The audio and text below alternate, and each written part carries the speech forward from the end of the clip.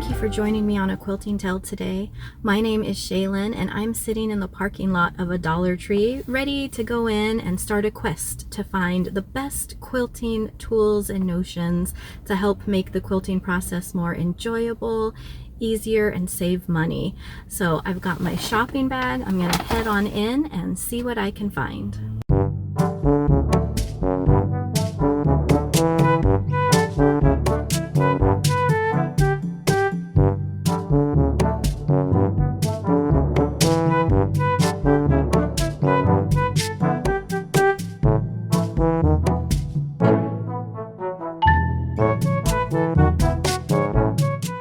It was a successful haul, I think, so I can't wait to get this home and show you what I found. All right, I'm back at home. Seam rollers are great for flattening seams without an iron, and they make some pretty inexpensive ones that can do a great job and are called seam rollers, but you can find one even less expensive at a dollar store if you get something like this, the Skintimate Soothing Under Eye Massager. It has a little ball that rolls, and it has a nice handle where you can just roll those seams flat for $1.25. If thumbing through your pre-cuts is difficult, use a lip scrubber, and this comes in a 2-pack, so you can exfoliate your lips and flip through your pre-cuts with ease. If you think about the purpose of a thimble, it is to protect your fingers, and I can't think of a better way to protect them than with these mega thimbles. And you can get a whole pack, 20 of them to be exact, for like $1.25. So great deal. Protect all your fingers twice over. Okay, and this one I just have to confess, I was intrigued. I love these fruity Tootsie Rolls, and so I got the cherry scent, which is my favorite flavor. It comes in a 3-pack, so I just had to see what it smelled like. Yes, it does smell like that wonderful artificial cherry flavor. Smells good. I'm going to use it. This next one may take a bit of explanation. It involves rulers, and I know what you're thinking. Yeah, that's an obvious one. Measuring, drawing straight lines, sure. But there's an even greater purpose these can serve. So hear me out. You're going to need something like a headband, or I found these elastic headbands. Yeah, maybe you can use the elastic in projects that need some stretch.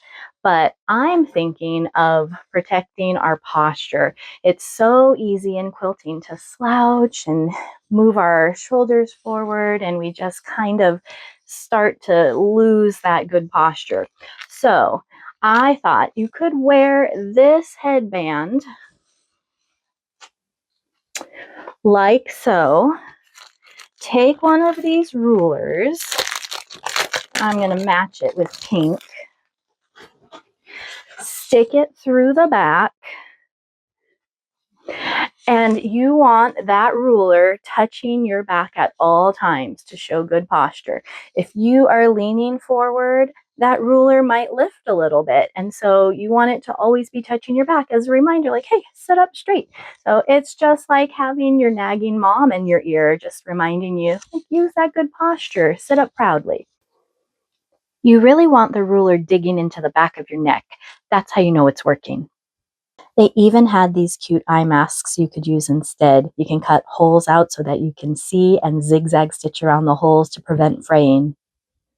So that is a way that you can use a ruler and a headband. Where did it go?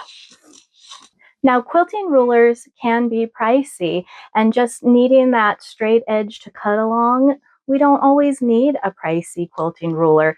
We can use something like this. This is called a paint shield. And if you want to use it as a ruler, remember that 3-pack of rulers is not just for correcting dowager humps. You can also hot glue it onto your paint shield, and you have a built-in ruler.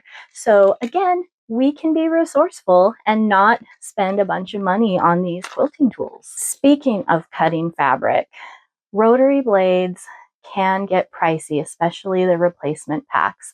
So before you go out and purchase new rotary blades, give a couple of these a try. pizza cutter, which, by the way, the Dollar Tree I went to kept it very high. I am 5'3", so I had to use their tongs in the kitchen section and stand on my tippy toes to reach this. But it's a good thing I did, because this is a great way to cut fabric.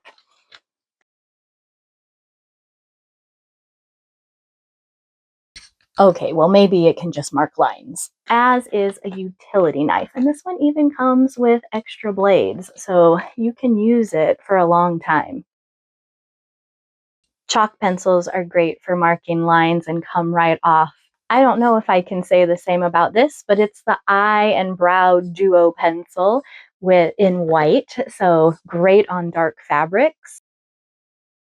Does your sewing machine have a little pull-out drawer? Have you ever wondered what it's for? It's for whatever gives you energy. And in my case, it's Mike and Ike Red Rageous candies. They fill the drawer perfectly.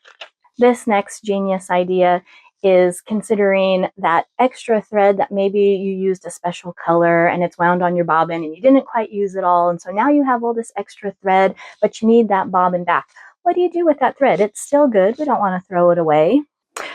Your Action Hero wall climbers. They are perfect for winding that thread around and storing it.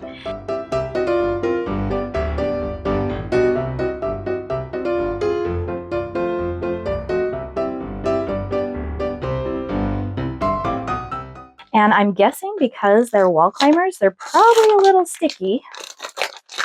Let's see. Oh yeah, they're definitely sticky. So you could even use it to clean the lint off of your machine and around your desk. So cleaning, rolling thread, multi-purpose, just fun. And finally, we want to protect our sewing time. It is precious, and there are so many things trying to pull our attention away from it. So what better way than to block out all those unnecessary distractions like chores and chores than covering it up. I got a table cover. I chose black because it's like a shadow, and we're just going to cast those chores into the shadows whence they came and save our sewing time. So use table covers to just block out those distractions that you don't need interfering with your sewing time. Well, that is my dollar store haul. I hope you enjoyed it. And to close, I just want to say happy April Fool's Day. Maybe you thought some of these were great ideas, or maybe you thought I was losing it a little bit.